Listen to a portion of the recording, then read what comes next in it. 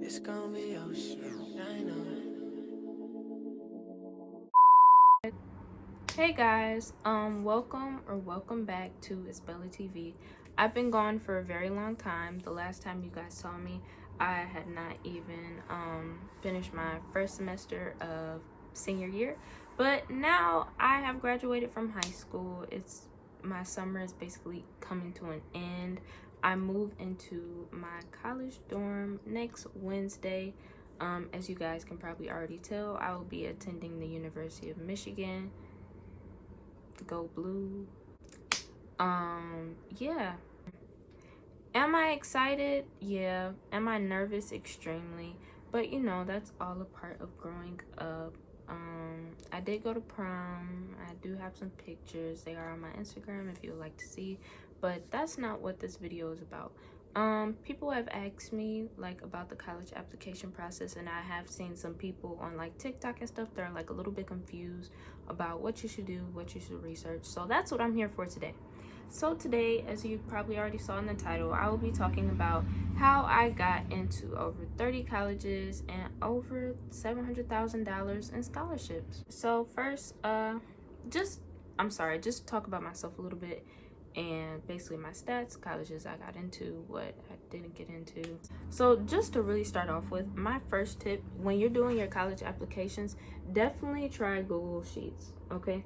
So my main reason for using Google Sheets is because it's a really easy way to organize. So I have one column, I have the university name, then I have the site that I applied on. So like some sites I have university site, then I have like Common App. Then the next one I have whether I completed the application or I hadn't completed it already. Then the next one was whether I got accepted or not and if I knew or not.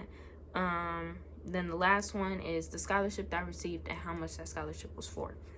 So yeah, it really just helped with organizing. And also at the end of the school year, we were not allowed to graduate if we couldn't tell our counselors how much, like exactly how much scholarship money we had. So yeah. Anyways, just to talk about, like, I'm not gonna name all of the schools that I got into. I'm probably gonna leave like a list somewhere on the screen, but I did get accepted into a lot of HBCUs. I think majority of these are HBCUs. The larger ones, or I guess you could say more popular ones, being like Howard, NCAT, Spelman, Clark Atlanta, Hampton, really good ones. And then of course there were some, I don't really want to say smaller ones. What's the word that I'm looking for?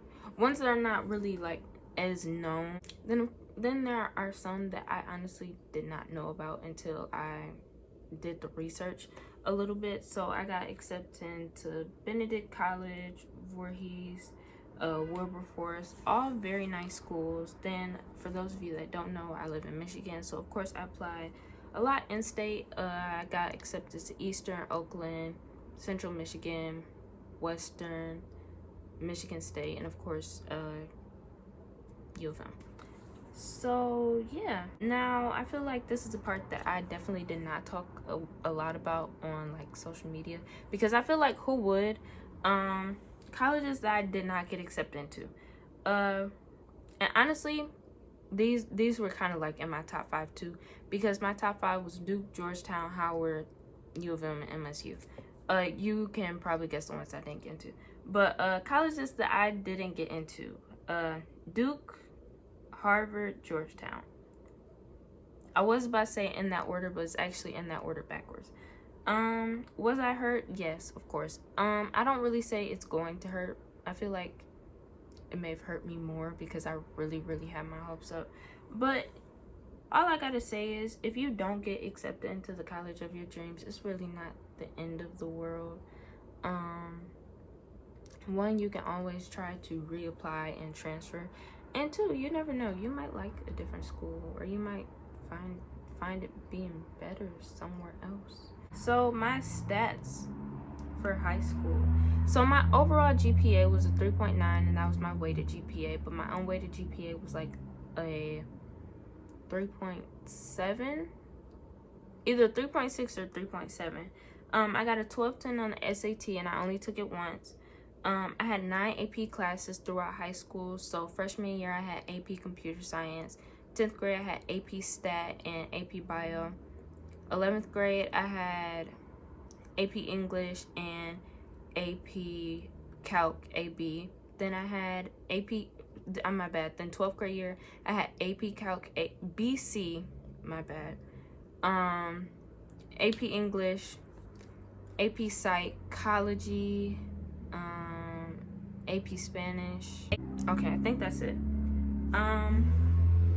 Yeah, then I had 8 extracurricular activities. So with my extracurricular activities, I'll be honest, I really thought that you needed National Honor Society to get into these like larger schools. Like that's what they were looking for.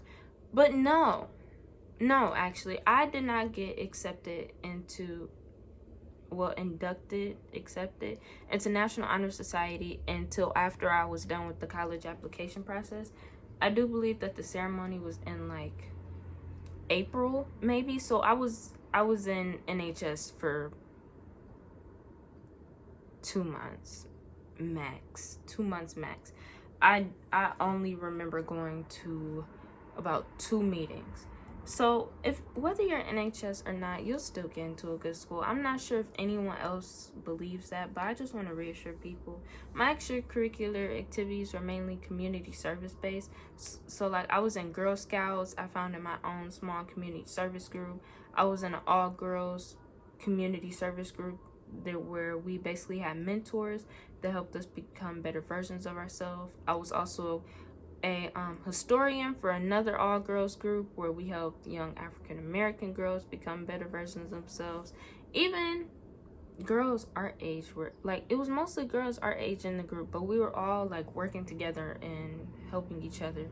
I was also class officer, so I was my class's corresponding secretary, which I honestly love to do. I did that from 10th to 12th grade. I'm still getting messages from parents now, but I really enjoyed it. I was really dedicated. I spent a lot of time on it. Of course, I did not put all of that in the college application. My next tip, so this is tip number 2, that it's very important to stay like well-rounded. Like, yes, it's cool that you have all these good grades and you like, oh, I have all A's, but at the end of the day, like, colleges want to see that you can handle other stuff.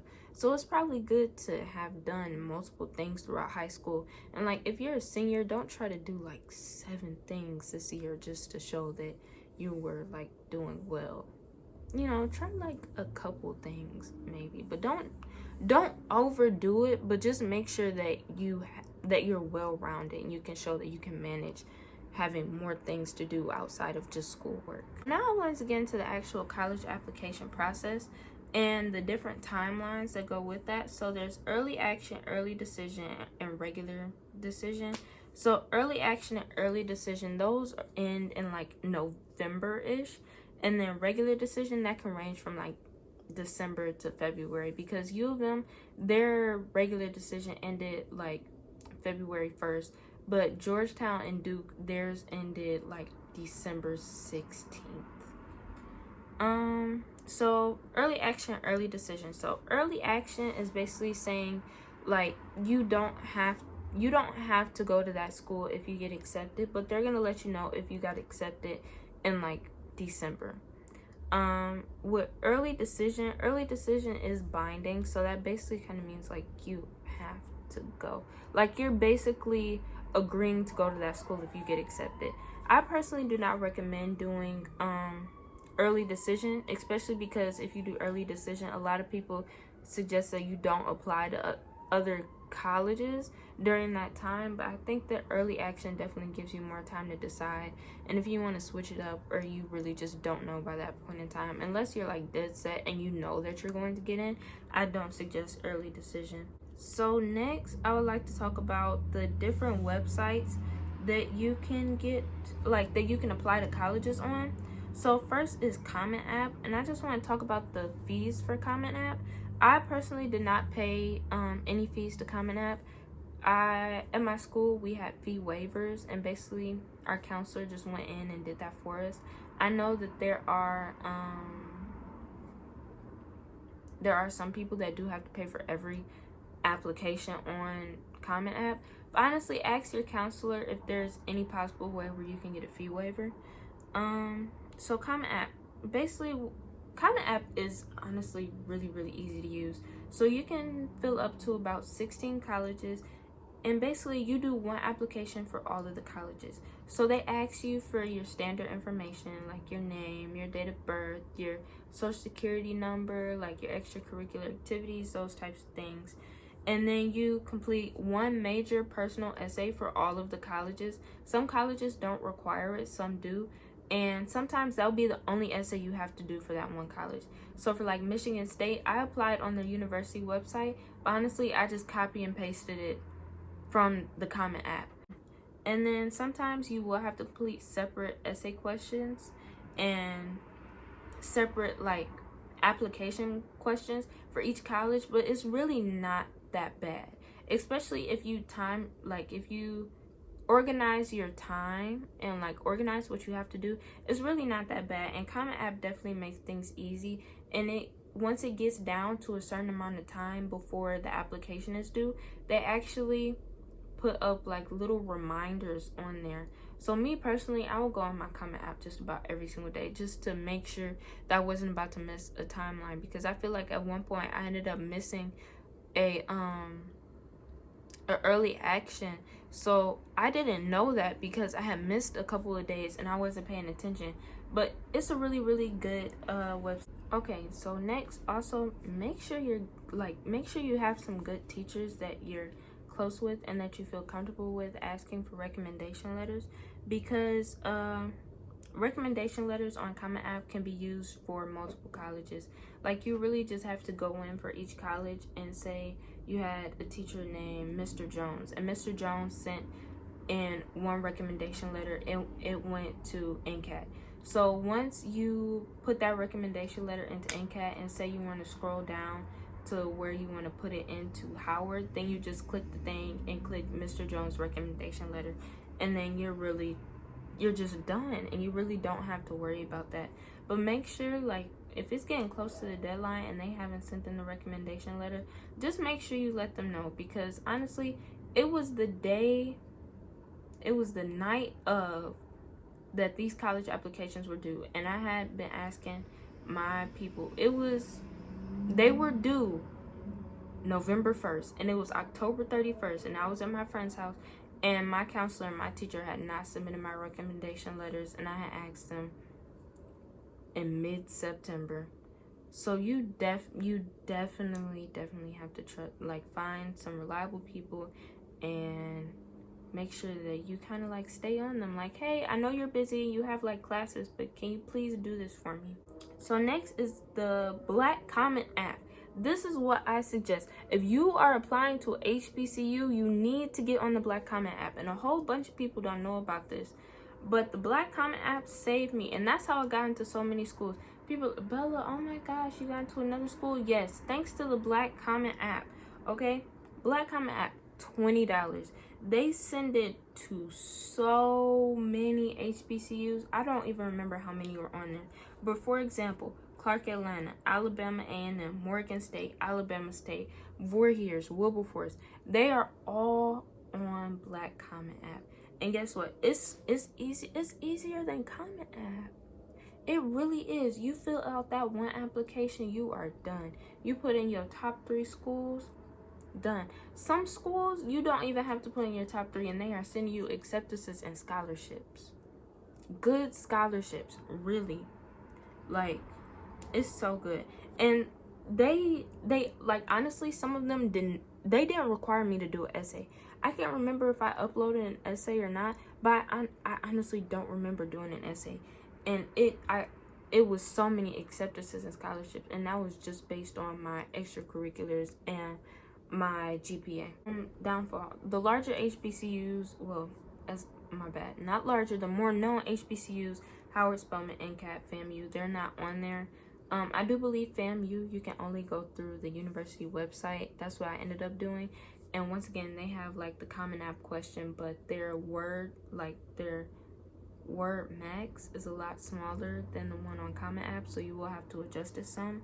But Howard, Spelman, and NCAT, those are all on Common App. Then another suggestion that I have for HBCUs is HBCU Hub. it's an app that it might help with like some connections with HBCUs. I know a lot of times there were people like going on live and talking about the different schools. It was a decent app. I wish I could have gotten into it a little bit more. But yeah, I would definitely suggest that if you want to get into HBCUs. Alright, so next, university sites.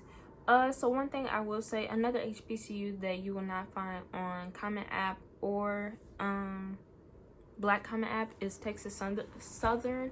You will have to go through Apply Texas for that one. Once again, another process that did not take that long. It did take them a bit longer to go through my fee waiver, but once again, just ask your school. And there are sites that do give away fee waivers as well. You just need your counselor to sign off on it. As I said before, a lot of times you can use your Common App essay, which definitely makes things a lot easier. Next, I didn't include it on my notes, but university interviews. I had an interview for both Duke and Georgetown. I really liked both of my interviews. They were both very, very casual. Honestly, all I have to say about that is just to be yourself. At least the people that I got, honestly, going in, I thought they were gonna be like so much older. I was just imagining someone like when they said alum, I don't know. I was thinking someone old.